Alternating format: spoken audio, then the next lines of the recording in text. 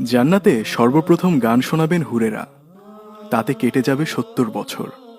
জান্নাতি বাতাস গাছের পাতার সাথে মিলিয়ে অপূর্ব এক বাজনা সৃষ্টি করবে, আর জান্নাতের হুরদের সাথে সুর মেলাবে। এমন মধুর বাজনা দুনিয়ার কেউ ইতিপূর্বে শোনেনি। সুরের মূর্ছনায় গোটা জান্নাত মুখরিত হয়ে যাবে। আল্লাহ যখন জান্নাতবাসীদের কাছে জানতে চাইবেন, কেমন লাগলো তোমাদের প্রতি আমার এই উপহার, সকলে সমস্বরে জবাব দেবে, খুব ভালো লেগেছে ইয়া আল্লাহ। তখন আল্লাহ রাব্বুল আলামিন জিজ্ঞেস করবেন, এর চেয়েও ভালো কিছু শুনতে চাও? জান্নাতবাসীরা জবাবে বলবে, হে আল্লাহ, এর চেয়ে ভালো কি আছে? তখন আল্লাহ বলবেন, আছে, এর চেয়েও ভালো আছে। এ কথা বলে আল্লাহ রাব্বুল আলামিন হযরত দাউদ আলাইহি ওয়াসাল্লামকে ডাক দিয়ে বলবেন, হে দাউদ, এবার তুমি কোরআন তেলাওয়াত করে শোনাও। এখানে উল্লেখ করা যায়, দাউদ আলাইহি ওয়াসাল্লামের কণ্ঠ এতটাই মধুর ছিল যে তিনি যখন তিলাওয়াত করতেন তখন সমুদ্রের মাছও মনোযোগ দিয়ে তার তিলাওয়াত শুনত। সুবহানাল্লাহ। আল্লাহর আদেশ শুনে দাউদ আলাইহি ওয়াসাল্লাম বলবেন, হে আল্লাহ, আমার কণ্ঠ তো দুনিয়াতে ছিল জাবুর শরীফে, আমি তো কখনো কুরআন তিলাওয়াত করিনি। আল্লাহ বলবেন, তোমার কণ্ঠ আবার ফিরিয়ে দিলাম, এবার তুমি কোরআন শরীফ শোনাও। হযরত দাউদ আলাইহি ওয়াসাল্লাম কোরআনের সূরা আর রহমান শোনাবেন। জান্নাতবাসী মুগ্ধ হয়ে শুনতে থাকবে।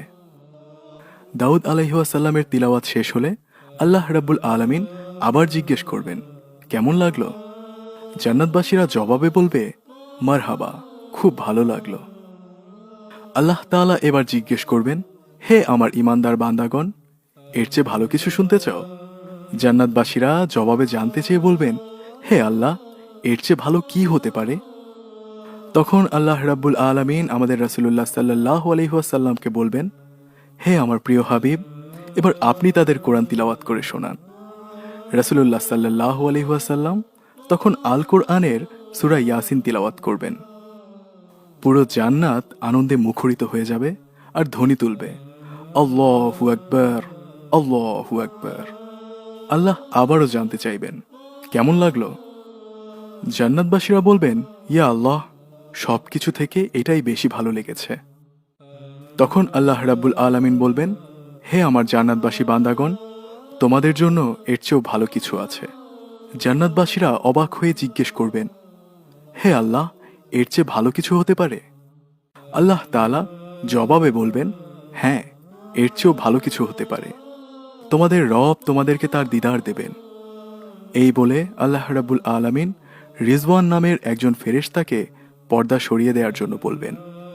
ফেরেশতা পর্দা সরিয়ে দিলে বেহেশতবাসী আল্লাহর দিদার লাভ করবেন, আল্লাহকে দেখবে। আল্লাহু আকবার। আল্লাহকে দেখার পরে বান্দা অস্থির হয়ে যাবে।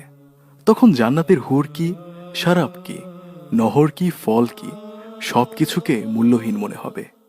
বান্দা বলবে, আল্লাহ, কিছুই চাই না, শুধু আপনার দিদার চাই, আপনাকে দেখতে চাই।